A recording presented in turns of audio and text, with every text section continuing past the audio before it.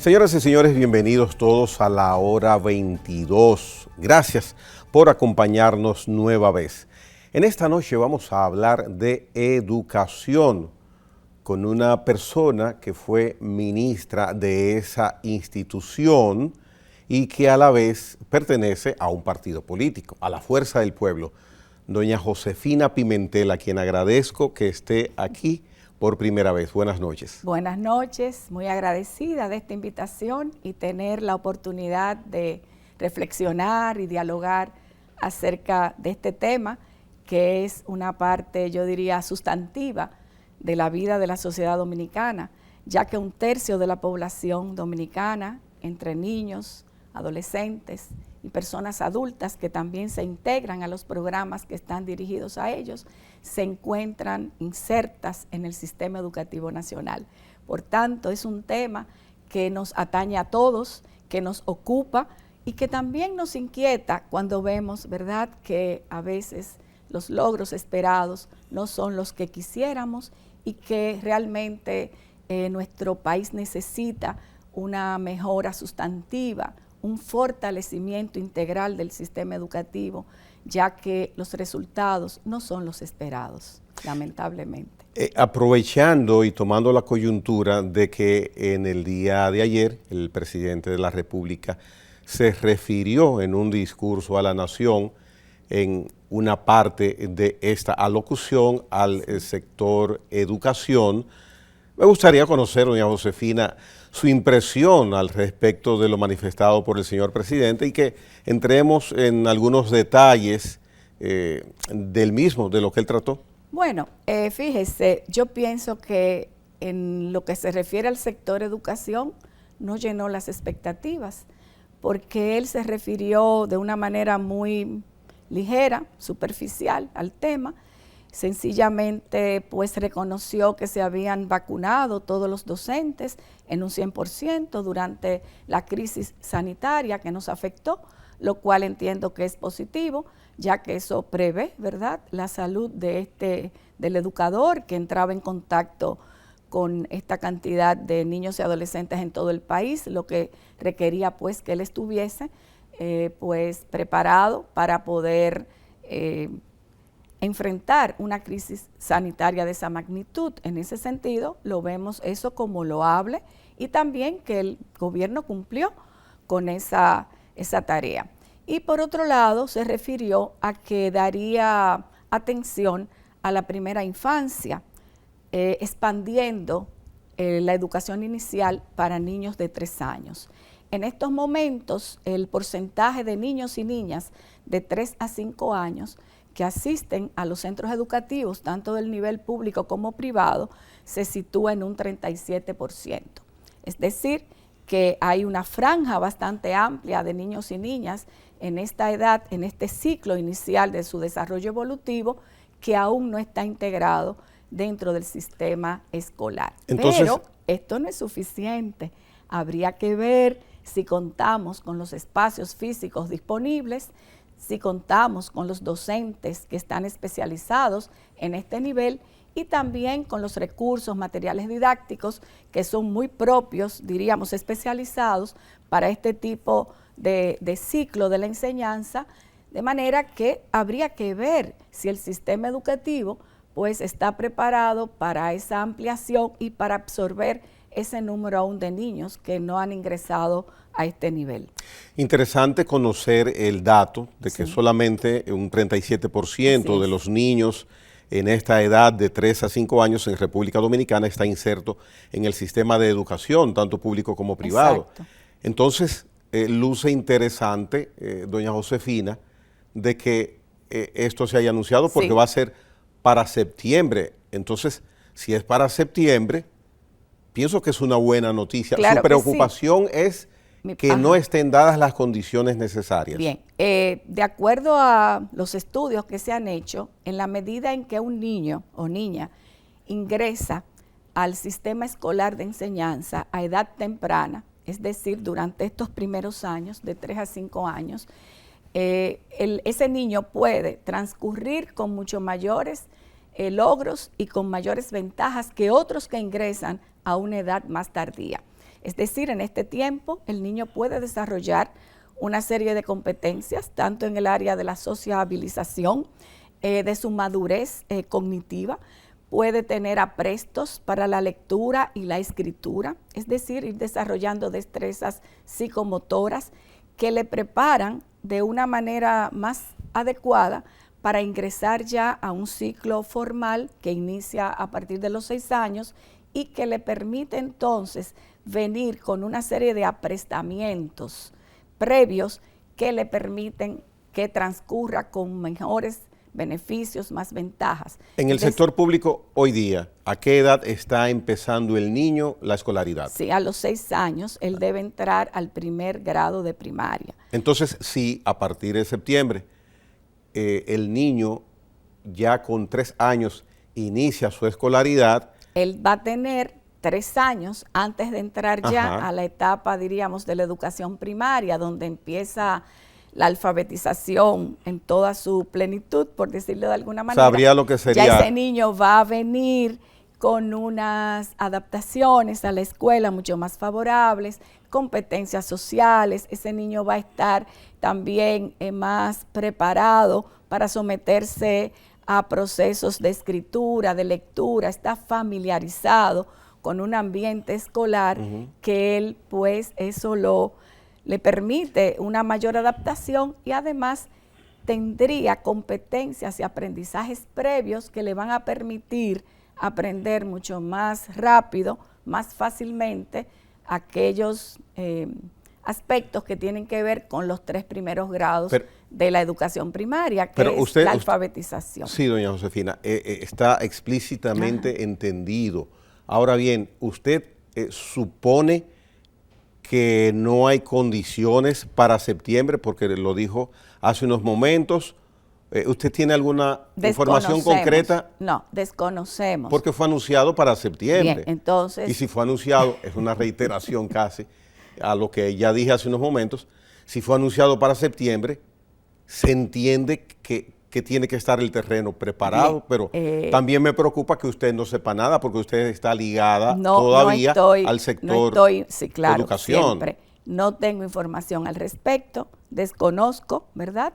Si hay la infraestructura requerida para absorber un mayor número de niños en este nivel de la enseñanza, si contamos con el número de docentes especializados en el nivel y si contamos con los recursos didácticos y pedagógicos que permitan entonces organizar un proceso de calidad y que cumpla con los requerimientos del currículum. Ahora bien. Para esta FS, es que es interesante el tema, porque hay muchos hogares, sobre todo de escasos recursos, que sería ideal que su niño de 3 años pueda ya ellos, en vez de la mamá quedarse en la casa atendiéndolo, ella podría salir a producir y entregarlo a la escuela, porque se entiende también que habría una tanda extendida para ellos. Sí, así es. Y entonces, los niños ahí reciben algún tipo de merienda y reciben pues toda la atención del personal que está ahí destinado para este nivel. Pero ese personal, por parte, ese personal no necesariamente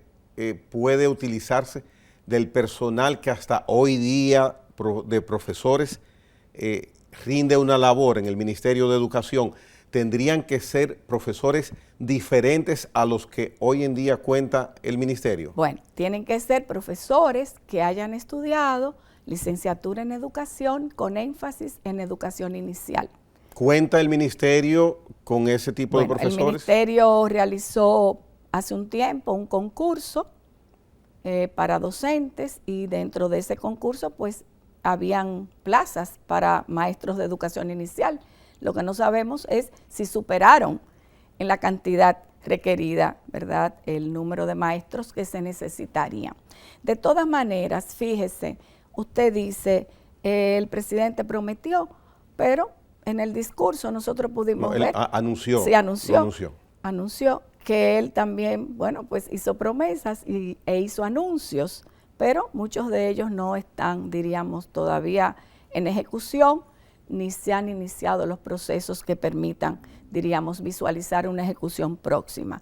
Así es que yo espero que realmente el ministerio pueda responder a absorber una cantidad de niños importantes entre 3 y 5 años, porque en esta etapa de la vida, desde el punto de vista socioemocional, desde el punto de vista de los aprestos para la lectoescritura, desde el punto de vista de las capacidades, diríamos, cognitivas de los niños en esta etapa, pues el acierto y el beneficio que se produce en esta edad temprana afecta favorablemente los años subsiguientes de escolaridad, porque se ha visto que mientras el niño comienza más temprano algún tipo de proceso de formación, los resultados a largo plazo son mucho más favorables. Es decir, los que asisten a la educación inicial tienden a tener un mejor desempeño que aquellos que no hayan atravesado por este ciclo formativo. Así es que siempre será beneficioso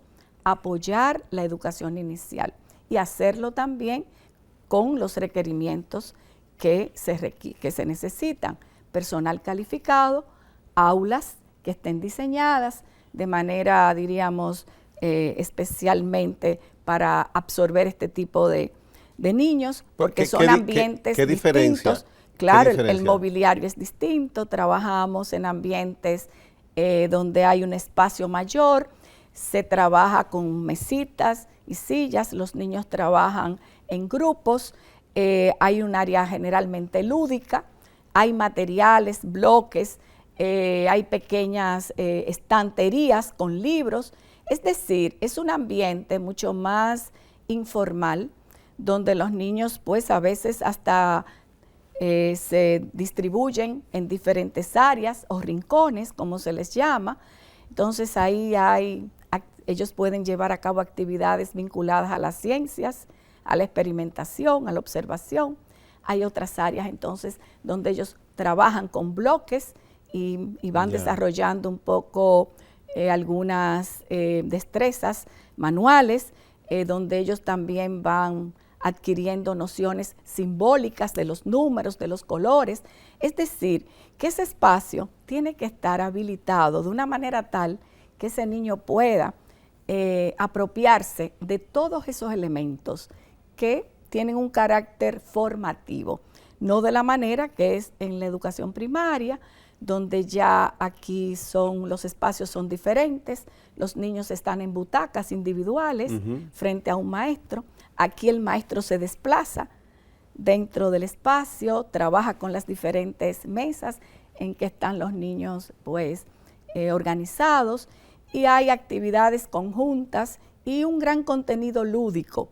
Hay mucho juego en educación inicial. Es otro tipo de formación. Con la experiencia obtenida por usted y con la impronta que en el área de la educación usted ha desarrollado durante mucho tiempo, esa decisión de iniciar con los niños ya de 3 años a que entren a la educación organizada, formal, ¿se había pensado previamente? Sí, claro, acá? Porque desde Plan Decenal de Educación, y ya nos estamos remontando a casi 3 décadas, esa fue una aspiración.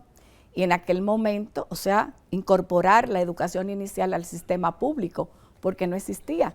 La educación obligatoria era para la educación primaria, luego se expandió hasta la media. Esa parte se denomina educación inicial. Inicial, sí. La que empieza en el primer curso es educación primaria. Primaria, correcto. Perfectamente, que en estos momentos es de 6 grados. Pues en aquel entonces lo que se aprobó, y estamos hablando de la década del 90, es un año. En aquel entonces se denominaba preprimario, de obligatoriedad. Y luego, con el tiempo, ese primer año preprimario, denominado porque es previo al primer grado, se expandió hasta los 3 años. Entonces, estamos hablando que de los 3 años hasta los 6, el Estado tiene la obligación de proveer de educación inicial a niños y niñas en esa edad escolar. Sin embargo, esto requiere una serie de aprestamientos, como le digo. Pero usted confía que es posible iniciar en septiembre. Bueno, no puedo asegurarlo porque desconozco la disponibilidad de infraestructura que hay, la cantidad de maestros que hay asignados, ¿verdad?, para estos espacios. No sé si hay niños identificados en las diferentes comunidades que puedan asistir, porque aquí también hay un elemento a tomar en consideración desde el punto de vista socioeconómico. Estos niños tienen que ser llevados por sus padres a las escuelas. Ellos no pueden de manera autónoma dirigirse de manera individual porque son pequeños, necesitan un adulto que les acompañe. Y esa es una de las razones por las cuales se ha hecho más difícil completar el 100% de la escolaridad de estos niños, porque estos padres muchas veces trabajan y no pueden dedicarse a llevar al niño y volverlo a recoger.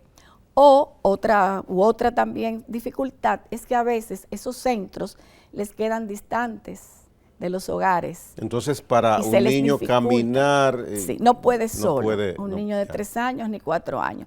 Tiene que valerse de un adulto. Y desde mi experiencia, cuando fui ministra, esa fue una de las dificultades mayores para nosotros lograr universalizar, que así se llama, llevar a un 100% la atención de niños de 5 años o de 3 a 5 años. Entonces, el traslado... Ahí habría que tener transporte para esos niños. Sería lo ideal, y además quien les acompañe, quien les reciba al llegar de la escuela. Es decir, tiene que haber un esquema donde las familias juegan un papel primordial para poder apoyar. Entonces, en este caso, me refiero a que para ingresar a estos niños en el sistema este año escolar, tendríamos que tener la infraestructura, que como le describí es diferente. Incluso a veces está un poco, diríamos, es como una especie de construcción anexa a la escuela. Es decir, este ambiente no está integrado a la educación primaria, sino generalmente son estructuras que se diseñan para que se construyan al lado del centro de educación básica, y además tener el mobiliario, todo el equipamiento, los recursos didácticos y los maestros que se necesitan para poder atender a esta población. De todas maneras, siempre esta iniciativa será positiva porque, como le explico, en todos los estudios se ha comprobado que cuando el niño ingresa al sistema escolar desde la educación inicial, su desempeño es mejor que aquellos que no han tenido esa oportunidad. Así es que siempre será positivo eso. Bien, vamos a esperar entonces que en septiembre ya se hayan tenido previstos todos estos detalles vitales, indispensables, para poder iniciar, como ya lo anunció el presidente de la República en su discurso del día de que se conmemora la restauración, de que los niños puedan entrar a la educación inicial en República Dominicana. Vamos a estar pendientes de que esto no tenga mayores inconvenientes, porque sería un paso de avance en la educación. Y usted dice que no hay muchos avances, pero esperemos que no haya inconvenientes, porque verdaderamente sería hermoso, sobre todo, de que nuestros niñitos de 3 años... Y es una tarea pendiente que tiene el Sistema Educativo Nacional. Bien, vamos a una pausa. Al regreso continuaremos hablando de educación, pero ya de la educación en el sentido general de todo el sistema dominicano, con doña Josefina Pimentel, una persona con mucha experiencia en esta área, ex ministra de Educación, y vamos a tratar puntos específicos para ver qué está pasando y hacia dónde ella considera que vamos, y sobre todo dónde estamos en la educación en República Dominicana. En breve retornamos.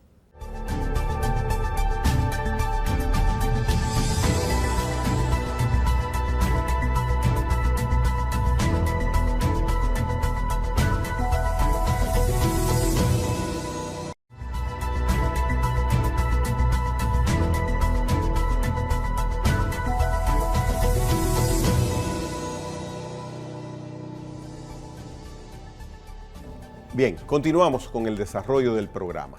Doña Josefina Pimentel, al gobierno actual le correspondió administrar la educación dentro de una situación de crisis sanitaria. Sí.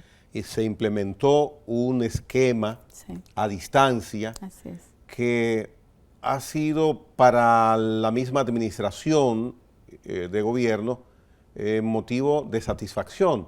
Me gustaría conocer si a usted en 2020 le hubiese tocado como ministra de Educación afrontar esa situación, hubiera adoptado, valga la redundancia, esa misma medida de hacer educación a distancia, y también luego de eso, ¿qué le pareció el resultado? Bueno, fíjese, indudablemente la sociedad dominicana, el Estado, el Ministerio de Educación hicieron un esfuerzo extraordinario, ¿verdad?, por afrontar esta crisis sanitaria inesperada, masiva, que tuvo lugar no solo en el país, sino a nivel mundial. El ministerio en ese momento adoptó un modelo de educación a distancia que desde mi punto de vista fue muy costoso y poco eficiente. En este caso, el modelo consistió en clases por televisión, radio y también con el apoyo de cuadernillos. Pero ¿qué pasó con eso? Bueno, que al final del proceso apenas un 10% de los estudiantes estaba ya conectado y quienes lo hacían apenas permanecían 36 minutos promedio. Eso salió en un estudio del IDEC y también la empresa Nielsen, que hizo mediciones del rating y diríamos un poco la audiencia, cómo se iba dando, pues encontró eso. Ya para el mes de mayo de ese año 2021, pues la audiencia fue decayendo, languideciendo y muy pocos permanecieron atentos. Pero entonces a los programas de televisión. Significaba, si lo llevamos a presencial, de que las clases se iniciaron entonces con 40 niños y ya a través del tiempo había 10, 3, iban 20. desertando de atender y dar seguimiento a las clases. Lo mismo pasó con los programas de radio, donde en las encuestas que se hicieron y las evaluaciones, los padres pues señalaron que apenas un 11% eran los que daban seguimiento por la radio a los programas que se produjeron. Ese modelo a distancia también estaba combinado con el uso de cuadernillos, pero esos cuadernillos requerían el apoyo de un adulto para el niño poderlos manejar. Y fíjate que el nivel socioeconómico de la mayoría de los estudiantes del sector público, pues los padres tienen una baja escolaridad. Y el nivel de padres, el porcentaje que apenas tienen el nivel primario, es muy alto. Entonces, a esos cuadernillos que tampoco llegaron en un 100% a las escuelas, de acuerdo a los estudios que se han realizado, pues apenas llegaron al 77% de los escolares a los que estaban destinados. Esas cifras, ¿cuál es el origen de esas cifras? Esas cifras las presenta en un estudio el IDEC, que es un conjunto de organizaciones que se dedica al estudio de la realidad educativa, y también una empresa Nielsen que se llama, que hizo todas estas mediciones y se reportan en ese estudio. También Educa, que es otra entidad que se dedica a la investigación y al trabajo con el tema educativo, de consultorías y demás, y tienen veedores y observatorios, pues todo eso está referenciado y publicado por esas dos entidades. Entonces, ¿qué pudiéramos decir? Bueno, se hizo un gran esfuerzo, se hizo una gran inversión, se invirtieron 61,000 millones, lo que representó el 30% del presupuesto de ese año 2020, que fue de 194,000 millones, el presupuesto de educación. Y como te digo, ese 30% se dedicó a dar respuesta a través de este modelo de educación a distancia, y para mí, pues, no resultó eficiente, fue costoso y no logró, diríamos, los resultados esperados. Mantuvo a los niños, vamos a decir, atentos, a los padres interesados, pero hubo una pérdida de aprendizaje muy alta. tanto la UNESCO como el Banco Mundial pues han aportado cifras en ese sentido y han dicho que se perdió un 0.7%, que equivale prácticamente a un año de escolaridad, de capacidad cognitiva a nivel mundial. Es decir, la pandemia afectó todos los sectores, todos los sistemas educativos, y los países pues adoptaron distintas estrategias para tratar de enfrentar esa situación no prevista. ¿Qué tal la estrategia aplicada por nosotros y países, por ejemplo, del área? Sí. Si usted los compara.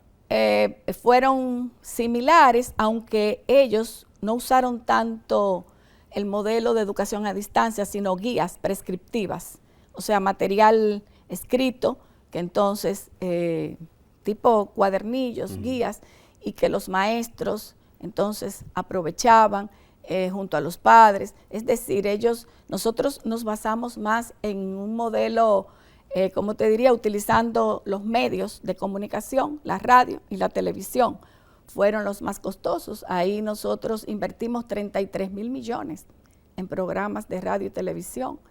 Invertimos 13,000 millones también en asesoría técnica para el programa de las Naciones Unidas, que colaboró en la implementación de la estrategia y en la adquisición también de equipos y dispositivos digitales.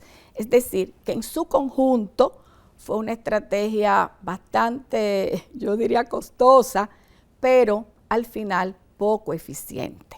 Entonces, ese año prácticamente hubo una gran pérdida de aprendizaje. Nosotros... Perdón, doña Josefina, cuando usted dice costosa, pero poco eficiente, lo de costoso se entiende porque verdaderamente tener una red de comunicación tiene un costo que es alto. Eso, y producir, guiones, porque fue un trabajo extraordinario. Correcto. Hubo que producir guiones para la radio, para la televisión, entrenar personal, capacitar, para que pudieran gestionar esos procesos. Sí, esa parte ni usted ni yo quizás la hubiéramos podido modificar, porque tiene mucho, o sea, cuesta mucho, Ahora bien, usted menciona y califica como ineficiente. Esa ineficiencia, ¿a qué usted la achaca?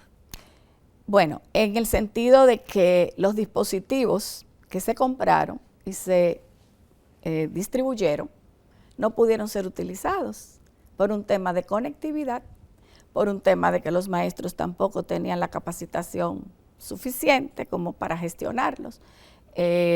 Los padres muchas veces lo que usaban, también usaban los teléfonos celulares inteligentes, los que los tenían. Es decir, que toda esta, esta inversión no pudo llegar a obtener el resultado esperado, porque era un conjunto de factores que incidían para que el modelo no llegase a obtener los resultados que se esperaban, por las razones que hemos estado explicando, por la discontinuidad en el seguimiento de los programas, porque no había en el hogar quien pudiera dar un seguimiento, porque los dispositivos electrónicos no satisfacían el problema de la conectividad, porque en escuelas rurales, en lugares remotos, hay problemas de energía eléctrica. Es decir, es un conjunto de factores asociados a la estrategia que no permitían que ella funcionara de la manera más eficiente. No debió, de acuerdo a lo colijo, me corrige por favor, no debió aplicarse ese esquema. ¿Usted hubiera sugerido otra vía, otra manera? ¿O estábamos compelidos a realizarlo de esa manera? Bueno, había que tomar una decisión, ¿verdad? Entonces las autoridades tomaron la decisión que entendían más conveniente. En este caso se fueron por ese modelo. Hecho, mi pregunta, que eran dos, hay una que usted no me ha respondido y precisamente, ¿usted hubiera hecho lo mismo?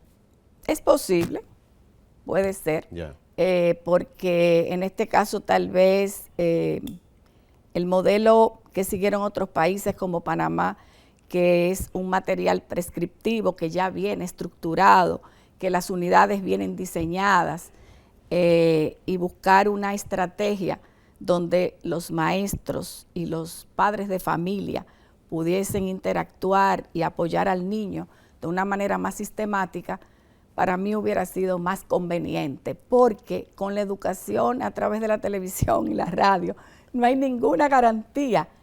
No sé si tú me entiendes, sí, desde de que luego. el niño esté, diríamos, atento, de que pueda permanecer durante más de 15 o 20 minutos en la pantalla. Es decir, es muy aleatorio lo que sucede ahí, no tenemos control. Entonces, en ese sentido, una estrategia tal vez donde hubiese más control, más seguridad en el uso de esos materiales o de esos recursos que estuvieran disponibles en ese momento, entonces nos proveía de mayor garantía de que hubiera aprovechamiento, porque la radio no teníamos garantía de que el niño estuviese permaneciendo y escuchando, el joven, de manera que, bueno, de todas maneras, es lo que yo entiendo que en el momento las autoridades decidieron, es lo que pudieron hacer, lo que el país pudo hacer, y al momento de evaluar, entonces ahí es que valoramos esos aspectos y decimos el modelo de educación a distancia fue muy unidireccional, en una sola dirección, entregaba información, pero no teníamos control de si el niño realmente le estaba aprovechando. No sé si me entiendes. Correcto. Ni cómo medir eso. Correcto. Además de unidireccional, fue costoso, fue muy costoso, altamente costoso, y fue ineficiente en el sentido de que una vez transcurrido todo el proceso, los niños se iban desmontando. O sea, no había garantía de que se quedaran, de que permanecieran. Ya en el mes de mayo, pues apenas permanecía un 10% frente al televisor. Entonces, en ese sentido, es que digo que tal vez eso combinado con otra estrategia donde hubiese más control y donde el maestro y la familia pudiera interactuar de una manera más directa para garantizar que los niños pudieran aprovechar, ¿verdad?, el material que había disponible, los recursos que habían disponibles, pues tal vez hubiera sido más efectiva. Bien, mire, estamos ahora en un punto donde tenemos nuevas autoridades en el Ministerio de Educación. Ángel Hernández es el nuevo rector de lo que es la educación pública. Ministro en este caso. Sí, bueno, Sí, rector, ministro, el que guía, el ministro. Rige, sí. Rector no por rector de universidad, sino quien guía la educación pública. En su calidad de ministro, ya una de sus primeras declaraciones van en el sentido de conclusión que hay mucho despilfarro y pocos logros en la educación dominicana. Yo quisiera, a especie de reflexión de su parte, y abogo nueva vez por la experiencia que usted tiene en el área, ¿qué pasa con nuestra educación? Porque nos quedamos roncos en un momento pidiendo más recursos, y llega un 4% de nuestro presupuesto para la educación 2012. Sin embargo, muy poco ha sucedido. ¿Qué es lo que pasa con nosotros? Que ya tenemos recursos y aún así no estamos donde deberíamos estar. Fíjate, el tema educativo, el problema educativo es complejo porque inciden muchos factores. Por un lado, las políticas educativas, cómo se diseñan, cómo se definen, cómo se aplican, qué decisiones se toman. Por ejemplo, esto del modelo a distancia es una decisión de política educativa. Tenemos factores asociados a los procesos de aula pedagógico. Ahí realmente es donde se producen los aprendizajes y los logros educativos, es en el aula. Y tenemos variables contextuales que tienen que ver con el nivel socioeconómico de los niños, el mismo nivel socioeconómico de los maestros, la formación que estos reciben, tanto en la educación media y luego a nivel superior. Todos esos elementos confluyen para que hayan mejores resultados o no. En el caso nuestro, de nuestro sistema educativo, ¿qué es lo que hemos visto? Bueno, apostamos a que una mayor inversión traería por sí misma mayor calidad. Sin embargo, no ha sido así. Una mayor inversión es necesaria, pero por sí misma no garantiza resultados de calidad. ¿Y qué es lo que hemos visto? Bueno, hemos visto que en estos últimos años nosotros hemos aportado el 20% del presupuesto nacional al sector educación. Y eso es una cantidad enorme de recursos que representa casi el presupuesto de 8 o 10 secretarías de Estado. Mucho más que el cultura, la mujer, medio ambiente, industria y comercio, Ministerio de Educación Superior, en fin. Educación en estos momentos se ha convertido desde el punto de vista presupuestario en una prioridad para el Estado y para la sociedad dominicana. En este tiempo, el 4% empezó a aplicarse en el año 2013. Yo fui la última incumbente que administró el sistema antes del 4%. Y en el año 2012 nosotros recibimos 58 mil millones. En estos momentos, en el año 2022, el Ministerio de Educación está recibiendo 231 mil millones de pesos anuales de presupuesto. Óigase bien, 6 veces más que lo que recibíamos hace 10 años, lo que significa un incremento de casi un 300%. Respecto a lo que era antes del 4%. Entonces, cuando nosotros vemos y revisamos la calidad del gasto, ¿en qué se va el dinero? Entonces, ahí nos damos cuenta que la parte que tiene que ver con los gastos de personal son altos, los gastos de infraestructura y de alimentación escolar. Entonces, usted me dirá, ¿eso es importante? Sí, es necesario, pero no es decisivo para lograr la calidad, porque son insumos, esos son insumos. Las escuelas, la infraestructura es un insumo, el alimento es otro insumo, el libro de texto es otro insumo, la computadora, el dispositivo electrónico es un insumo, pero ellos solos, por sí mismos, no producen cambios a nivel de aprendizajes. Entonces, ¿dónde que está, diríamos, el centro? ¿De dónde debe estar el centro de las políticas? En el aula. Pero entonces, ¿cómo se logra tener una política acertada en el aula? Entonces, direccionando todas las políticas y los esfuerzos a mejorar lo que sucede en el aula. ¿Y es tan difícil lograrlo?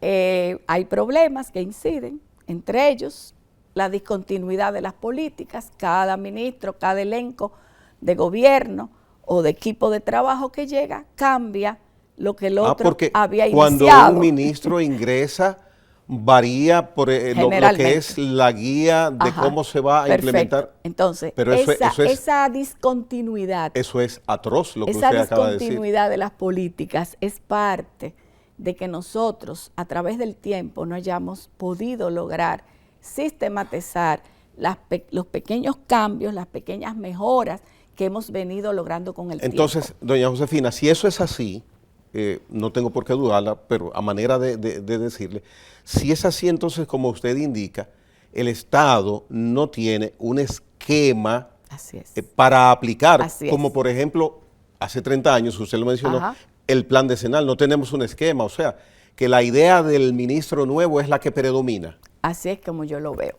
Entonces, pero eso es para mandarse a correr. Si usted ve y analiza, haga ese ejercicio, ese presupuesto, se va a dar cuenta. ¿Y qué se está haciendo para corregir esa? Porque es una distorsión. Sí, una distorsión. ¿Qué se está haciendo? Yo espero que el nuevo ministro, que es una persona, un educador, yo diría con una formación al más alto nivel, con mucha experiencia a nivel universitario, fue colega mío en la Universidad Autónoma de Santo Domingo, que ha trabajado en diferentes ámbitos del sistema educativo, fue director de currículum, fue viceministro, es decir, él conoce.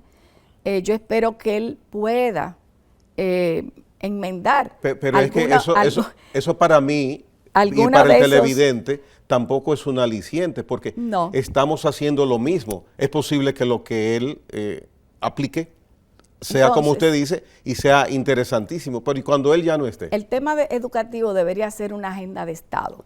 A eso es que me refiero. Una agenda de Estado al más alto nivel, y que sea el Estado el que, conjuntamente con el Ministerio de Educación, defina entonces las políticas y también priorice la calidad del gasto. Y así es que está nuestra educación. Sí, porque mientras yo lo que esté es invirtiendo en construcción, en compra de alimentos para el desayuno escolar y en el pago de mi nómina, ¿dónde queda el resto? Y ese gran problema que si usted analiza la calidad del gasto, se va a dar cuenta que lo que se invirtió en compra de libros de texto y diríamos insumos propios para los procesos pedagógicos de aula no llega ni al 1%. ¿Y por Entonces, compramos una cantidad enorme de dispositivos electrónicos. Le digo algo, mire, esos dispositivos son de corta duración, de una vida corta. Ya la mayoría están en desuso, están dañados, porque son equipos de una calidad también un poco cuestionable y que tienen una duración más o menos de 1 año. O sea, que eso va para la basura también. Exacto. Entonces, toda esa inversión que se hizo sin una plataforma donde los maestros puedan accesar a un repositorio, como se llama, de recursos didácticos, de bibliotecas digitales, de unidades digitales ya previamente diseñadas para que él pueda, con esa prescripción, desarrollar su plan de clases. No tienen nada, solamente tienen el equipo. Y no todos los maestros ni todos los estudiantes. Debemos Entonces, hacer una pausa. Las prioridades no están claras. Bien. Siendo, y si es así como dice doña Josefina Pimentel, nuestra educación va por mal camino. En breve volvemos.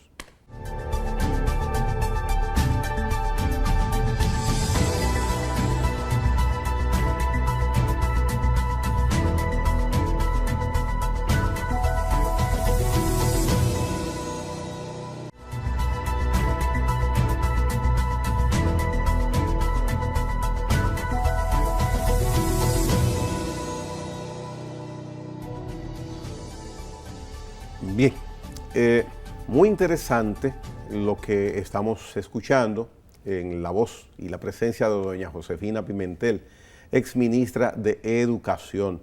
Miren, nos quedan unos minutos, alrededor de 10 preguntas y 10 temas quizás van a quedar pendientes. Sí. Sin embargo, me gustaría preguntarle, ¿las pruebas nacionales sirven para mucho? Las pruebas nacionales son el único indicador que tenemos que puede medir hasta dónde los contenidos fueron, diríamos, desarrollados y fueron apropiados por parte de los estudiantes. Luego el sistema educativo no tiene ningún, instrumento de medida. Es con lo único que cuenta. Y los exámenes parciales que se hacen, ¿es una especie de evaluación durante todo el año escolar? Sí, claro, eso es la evaluación, vamos a decir, que se hace en cada centro, en cada grado. Ajá. Pero las pruebas nacionales son pruebas que se realizan al final de cada ciclo o periodo escolar para saber qué tanto el sistema educativo en su conjunto cumplió o no con el currículum establecido. Es decir, es la única herramienta de medición, de control que tiene el propio sistema para saber hasta dónde avanzó o no, hasta dónde hubo retroceso o no. ¿Y esos datos obtenidos de esos resultados son importantes para estudiarlos? Claro que sí, para el sistema, para saber, pero mira, ahora hubo disminución en los aprendizajes en ciencias, o ahora hubo mejoría en lengua española, o fíjate, la regional, por decir algo, de Barahona, es la que tiene los niveles más altos de desempeño en matemática en todo el país. Es decir, es la manera, es una especie de autoestudio, de autodiagnóstico que se hace el propio sistema y se aplican al final de cada nivel. Es decir, cuando el joven, el niño concluye el nivel primario y cuando concluye el nivel secundario. Son pruebas como de certificación, vamos a llamarle así, de que usted ha completado satisfactoriamente todo un ciclo, un nivel de enseñanza y que cumple con los parámetros, con los requisitos, con los estándares que establece nuestro currículum. Entonces, desde ese sentido, desde ese punto de vista, para mí son necesarias, porque es la única herramienta con que cuenta el sistema para medirse a sí mismo. Es una especie de control de calidad. Yo sé que el tiempo es corto, pero yo quiero que usted me permita referirme a algo. Fíjese, como educadora, como maestra, como persona, diríamos, que tiene como oficio también formar maestros, me preocupa mucho que el año pasado ni este año a las escuelas no llegaron los registros de grado. Los registros de grado son el instrumento donde el maestro va registrando el progreso de cada niño durante el transcurso del año escolar. El ministerio no entregó esos registros. Lo que hizo fue, en algunos casos, mandarlos en línea y que cada escuela lo imprimiera. Pero tampoco envió algo que es tan elemental como son los boletines de grado. O sea, los boletines donde se consignan las evaluaciones y las calificaciones de los niños y se le entregan a los padres. O sea, son detalles tan, yo diría, de la vida cotidiana del ministerio, y ni siquiera eso llegó. Pero tampoco llegaron los libros de textos. Los libros de textos donde llegaron algunas escuelas, llegaron en marzo y no se distribuyeron. Y lo mismo pasó con los libros de secundaria. Eran digitales o son digitales, así fueron anunciados. Y hubo un concurso que usted vio de unos 1.800 millones, donde una de las empresas que ganó, pues el autor era un señor que asimismo se definió que tenía como oficio de conductor. Entonces ese concurso fue invalidado por compras y contrataciones.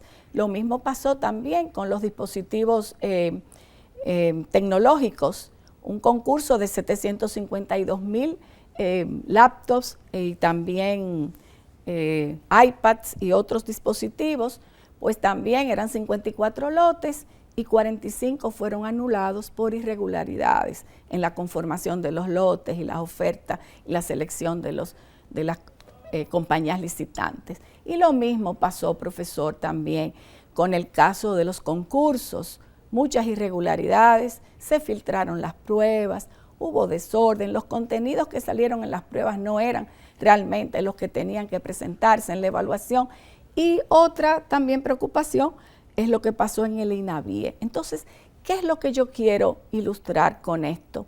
Que hay serias deficiencias en el manejo de los procesos administrativos, en los procesos que tienen que ver con la gestión administrativa y también pedagógica, porque los insumos esenciales de un maestro, ¿cuáles son? Su registro de grado, ahí él va consignando el avance del niño. Déjeme preguntarle. Los libros de texto, y nada de eso, no tienen nada en la mano. Y la verdad es que da mucha pena, me duele, soy maestra, soy política, que nosotros, a pesar de esta inversión tan cuantiosa, no hayamos sido capaces de dar una respuesta idónea, una respuesta eficiente, una respuesta ética, transparente, que nos permita a nosotros sentirnos orgullosos del trabajo que hacemos como educadores. Y la verdad es que los maestros no sé cómo están trabajando, porque no tienen las condiciones. Pero los profesores, a propósito, doña Josefina, usted menciona, y lo quiero tomar como referencia, sí, porque el padre y el profesor es quien tiene que velar directamente, sí, por el niño, uno en cada área de responsabilidad. Claro, ahora bien, claro, si en una escuela, en este caso en todas las escuelas, no llegan en el pasado año y en este año los registros de grado, ni llegan los boletines, ni los textos, entonces los profesores... Solo computadoras que no tienen tampoco conectividad y tampoco hay una plataforma en línea que ellos puedan accesar a los recursos digitales para poderlas usar, porque el aparato solo no va a hacer el trabajo.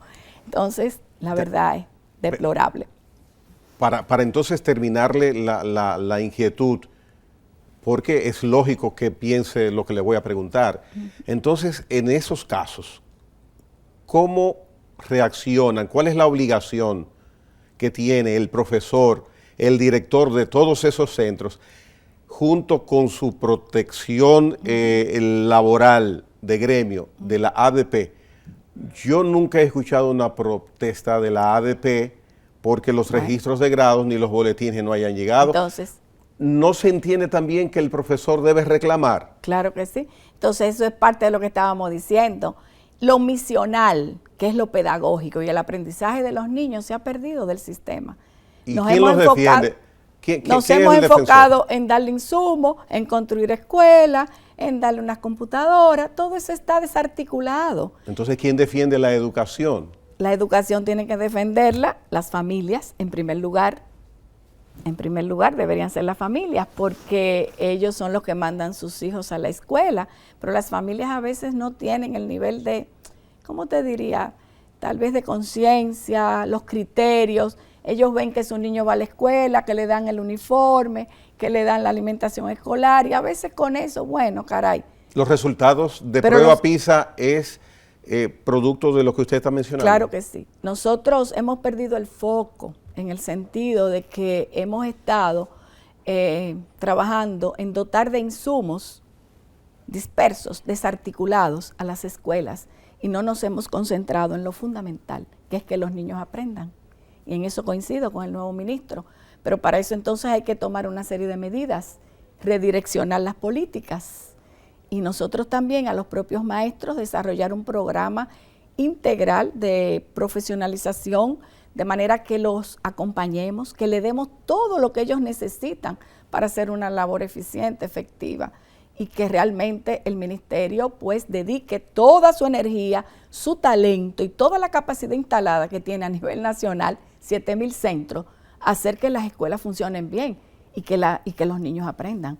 Ese es nuestro compromiso, ese es nuestro deber como sociedad, como país, y tenemos que reclamárselo a los equipos que designemos en el ministerio, y que esto se convierta también en una prioridad del Estado, que nosotros realmente revirtamos estos resultados. No nos los merecemos, nuestros niños son creativos, súper inteligentes, son niños que tienen una capacidad enorme de asombro y ¿cómo te diría?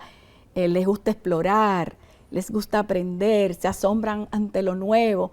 Entonces canalicemos todo ese potencial maravilloso que tienen esos 2.7 millones de niños y jóvenes, y vamos a hacer que la escuela sea realmente un lugar que se convierta en una comunidad de aprendizaje donde todos estemos trabajando, unidos, mancomunados, para que ella cumpla con el rol esencial que tiene, que es desarrollar al máximo las potencialidades de nuestros niños, convertirlos en buenos ciudadanos, en buenos hombres y mujeres, en hombres bondadosos, solidarios, que amen a su patria, que tengan, como yo diría, el deseo de superarse.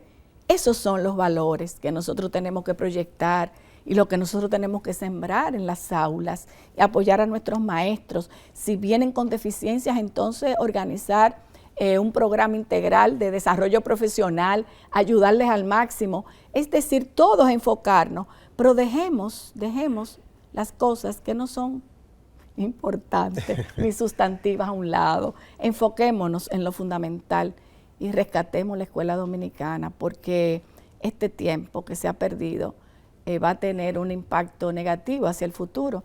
Podemos perder una generación de hombres y mujeres con capacidades diezmadas, que es lo que pudiera pasar. Muy cierto, porque con una educación deficiente no hay sociedad que pueda verdaderamente tener un despegue y un crecimiento ni personal integral, ni como colectivo. Y otra cosita final, la deserción. Hay muchos niños que no volvieron después de la pandemia, sobre todo en secundaria, porque se fueron al mundo del trabajo o se quedaron, diríamos, en situaciones de desventaja social, y hay muchos riesgos cuando un joven que tiene que estar en la escuela no está. Muy cierto, y más a esa edad. Exacto.